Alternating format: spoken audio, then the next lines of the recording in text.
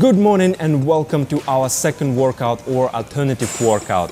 Today we're going to be using free weights, pretty much the same what we did last time, but instead of the bar, we're going to be using dumbbells. Again, we don't have a strict rules here, but we got to follow some basic principles and strategy in order to achieve the best success. So exact same workout, full body circuit training, 3 circles with about 12 to 15 reps at each exercises, starting with our biggest muscle groups.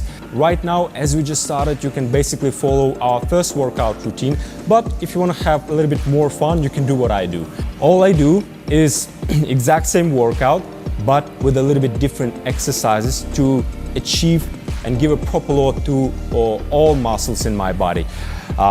For example, as we use in the dumbbells, we can give a load to our stabiliser muscles, learning how to control the weight, how to control our body, as well as we can straighten our ligaments and joints, because when you're working with the bar, you can feel your muscles, but you're working here, you're not moving. When you have a free weights here, you're straightening your ligaments and tendons. As well as if we don't have any limitations here, we can apply and try different angles in exercises in order to feel more muscles and cover a little bit different muscle fibers this time. That will surprise them and not allowing them to adapt. So as we're starting with our legs, last time I showed you a few differences between men squat and lady squat. Right now we're going to be doing lunges. Lunges, everyone's doing exact same way, because we not only give a load to our quads, but also our glutes as well as adductors. You can hold some weight in front of you, and as well as to give a load a little bit to your back as well as your arms.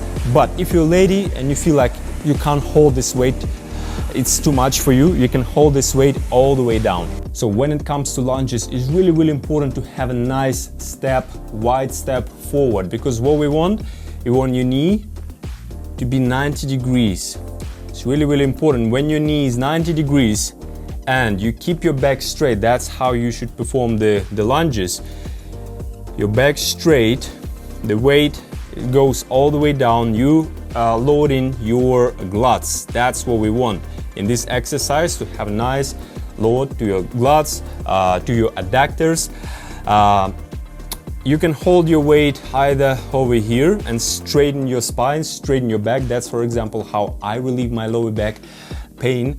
Or if you feel like your arm's not strong enough, you just hold your weight all the way down. The other leg is right underneath, on the same line with your spine.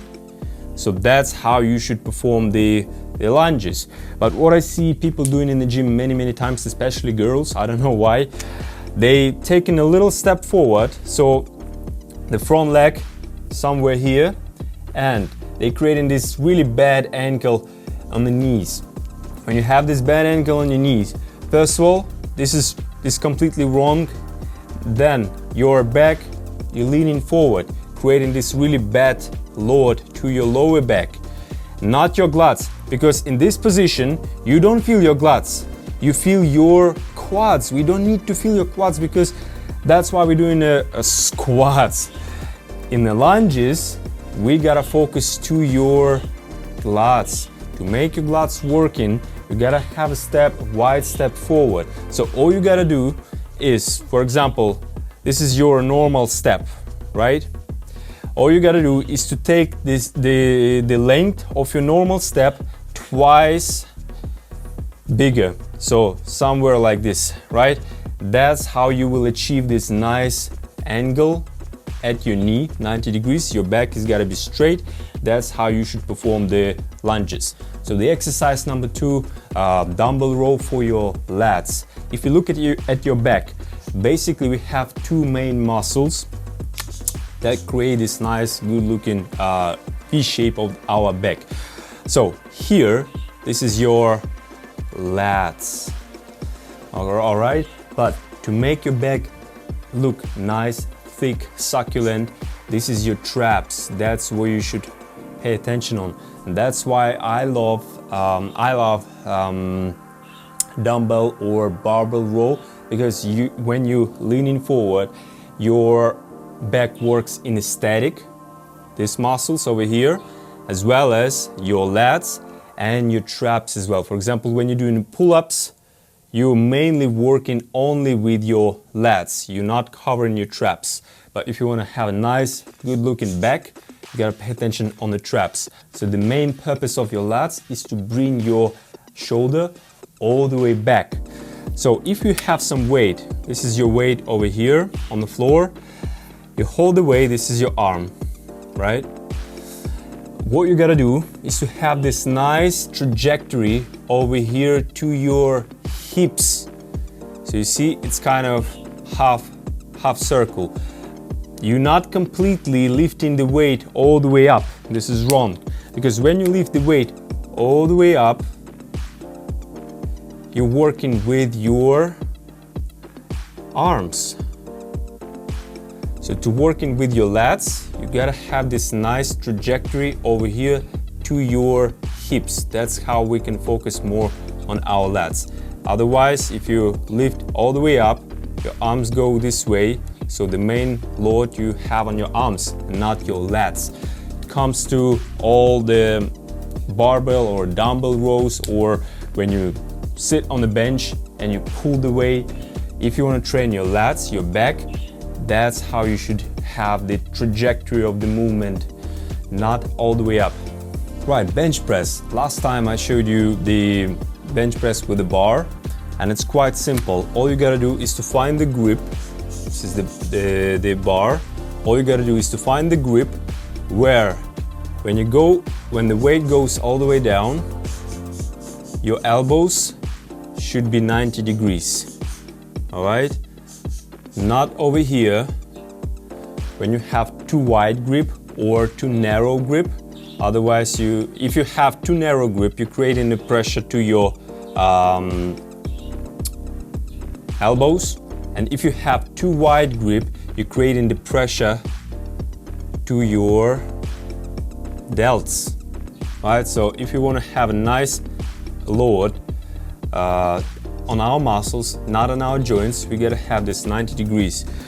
That's what you should do when you do the bench press with the bar. But when you exercise with the dumbbells, it's a little bit different, because first of all, you gotta lift the weight, and never try to lift the weight with your arms. You get injured. Help with your knees, really important. Then when you have a dumbbells, let's say here you have a dumbbells, you lift, you hold some weight over here, and instead of like what we did with the bar, the weight goes just up.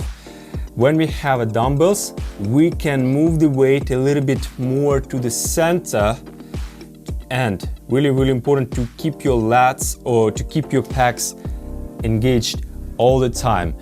When you can move the weight to the center, you can stretch your pecs more, because you see, when your weight goes all the way up, your pecs working like that. But when you have some dumbbells and you can bring them a little bit closer, you actually increasing the amplitude, and you can squeeze your pecs even more. As always, rest between 30 to 60 seconds between each exercise. And the most important thing, that you gotta write down all your workout, all your exercises, how many sets, how many kilograms or pounds, how many reps you did. Don't rely on your memory. A week later, you will forget absolutely everything. And it will discipline you when you see your results. You can see, that's mine, that should be today. So when you write everything down, it will push you, because you can see exact numbers, and it will drive you and give you this, nice feeling, because you overcome what you did last time. You getting better. I'm writing down all my workouts. Even though I've been doing this for like 10 years, it always comes to basics.